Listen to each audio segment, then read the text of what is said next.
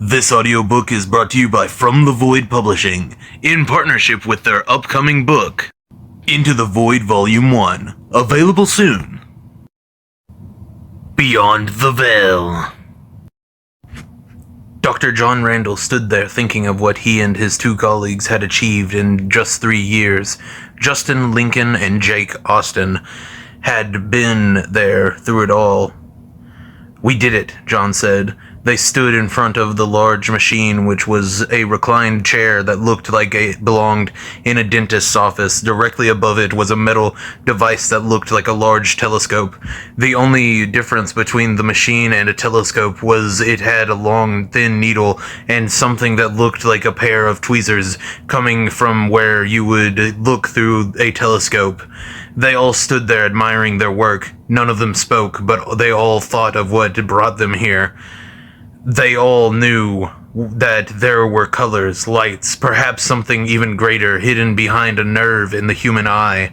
They hadn't told anyone of their discovery.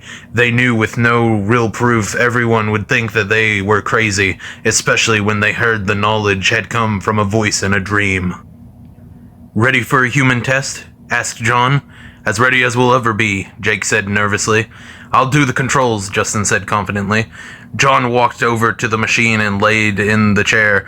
Jake walked over and strapped John to the chair and put the eye speculum on his eyelids. His eyes were stuck in an open position. Jake looked at John worriedly and said, "Are you sure about this? If something goes wrong, you could..." John cut him off and said, "Yes, I'm sure. We have to prove our theory. We could discover a brand new, completely unknown world. It's been hidden from us behind our own eyes." Jake smiled and said, "Okay, Justin, you ready?" Justin gave Jake a thumbs up and said, "Yeah, just get out of the zone needed for the surgery." Jake walked over to the controls booth where Justin stood. The control booth was a control stick on a panel in front of a monitor, which showed 3 different views of John from the mechanism above the chair. Justin pulled the control stick down and tilted it to the left. The long needle went into John's left eye. John squealed and tried to jerk his arm up. John's arm caught on the strap fast and hard, jerking the chair up. "You okay?" Jake asked worriedly. Yeah, John said, obviously hurt, trying to catch his breath. Justin looked up and said, "Just need one more eye, then we're done." John relaxed his arm and said, "I can see it. It's blurry, but I see the lights. They're beautiful." Justin lifted the control stick up, tilted it to the right, then pushed the control stick down. The needle lowered down slowly, piercing John's right eye.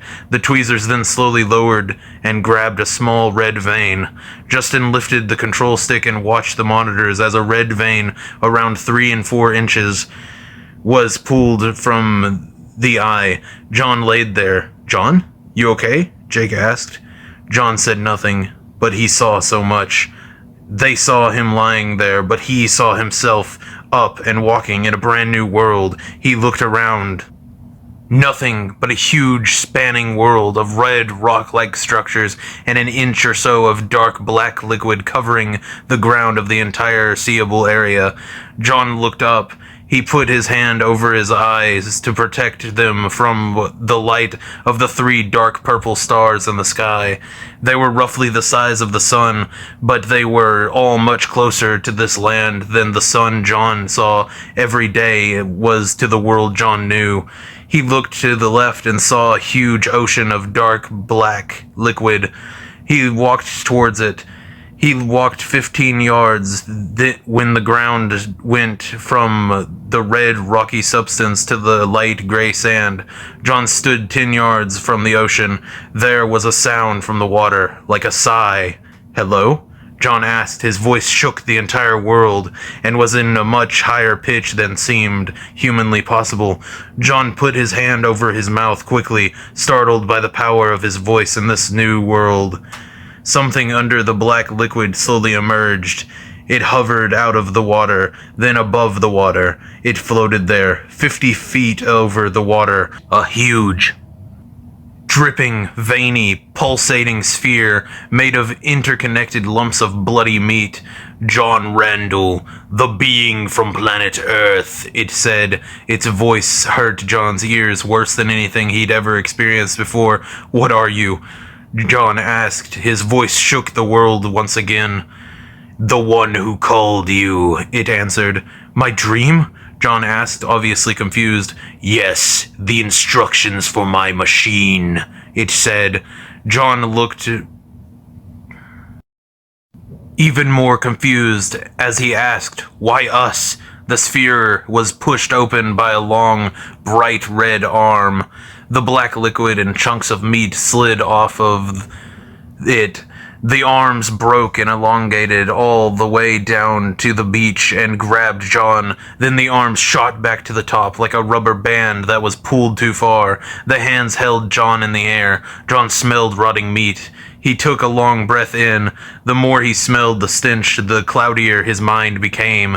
The sphere opened in the middle. A giant glowing eye stared at him. The bright green light made him feel warm and safe. You are my child. The warmth you feel is the love of your God. Go forth and speak my name, my beautiful boy. It said to him. To Jake and Justin, mere minutes had passed. They stood there trying to resuscitate John. Come on, wake up, damn it, they both said over and over, panicked.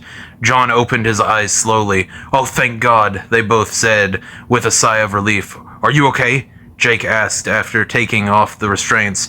John sat up. John simply said, Sarcofuse. Jake and Justin screamed and grabbed their heads. Both of their eyes began to bleed, then the ears. They scratched at their faces until the fingernails tore off of the tips of their fingers and caught in their own flesh. It's so beautiful! They both screamed. Their gums dried and their teeth fell out. Their hair fell out in clumps. They fell to the floor. Their flesh began to liquefy. They laid there, just a puddle of flesh around a skeleton.